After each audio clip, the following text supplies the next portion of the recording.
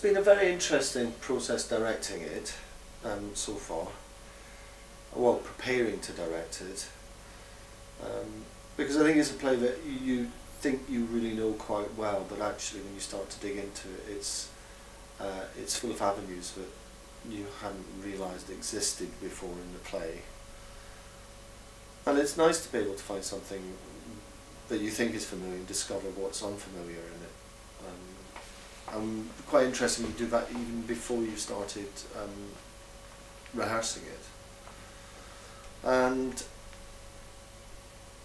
there's been so much written and said about it, and so many opinions espoused about the piece, that it can sometimes be a little bit daunting in that sense, that you know, its definition, what it's supposed to be about, or what everybody says it's supposed to be about, is complex and difficult to get to grips with. And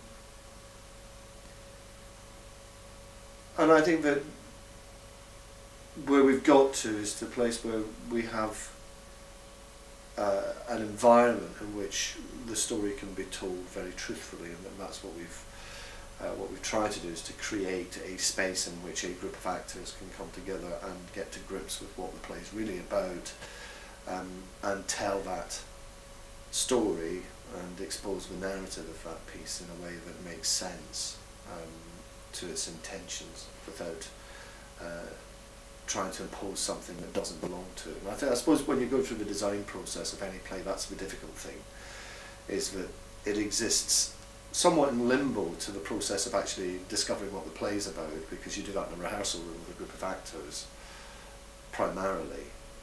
But the design process is inevitably something which happens before the rehearsal process takes place, in the way in which we make theatre in this country.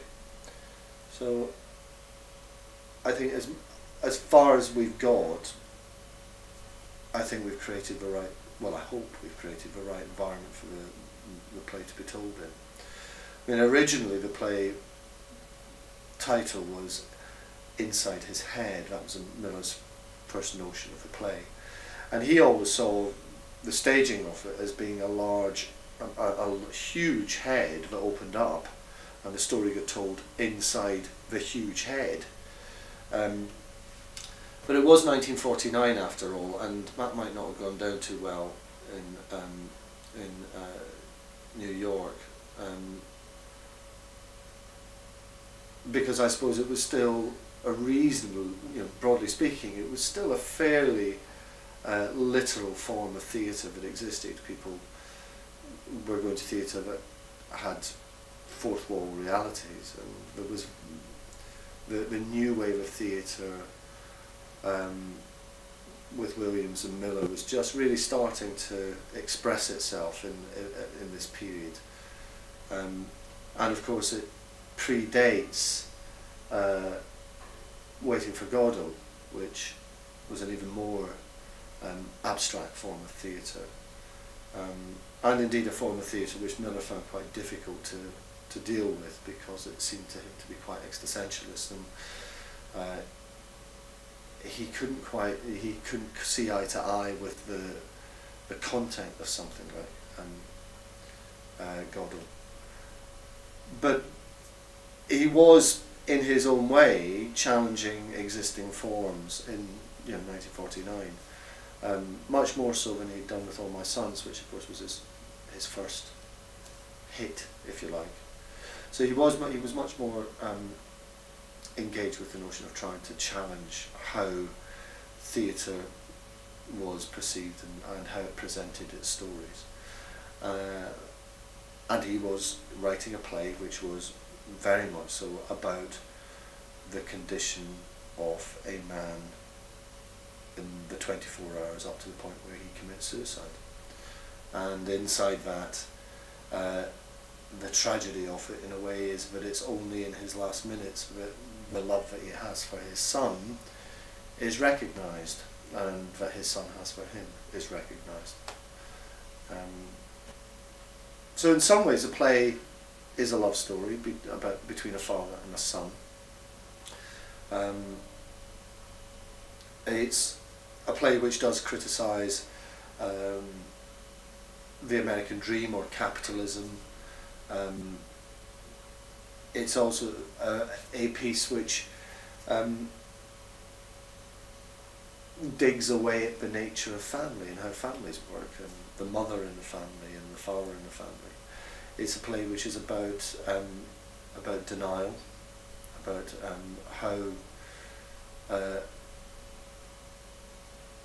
how we live in a almost in a constant state of denial of the true nature of ourselves. And there's a lot of debate about whether it's a tragedy or not a tragedy, whether the common man can be the subject, the protagonist in a tragedy or not. Some might even say, is it a tragedy for Willie or is it a tragedy for Biff? You know, whose tragedy is it? And Miller interestingly said that in a way it's a play, all the characters in the play need to think that the play's about them.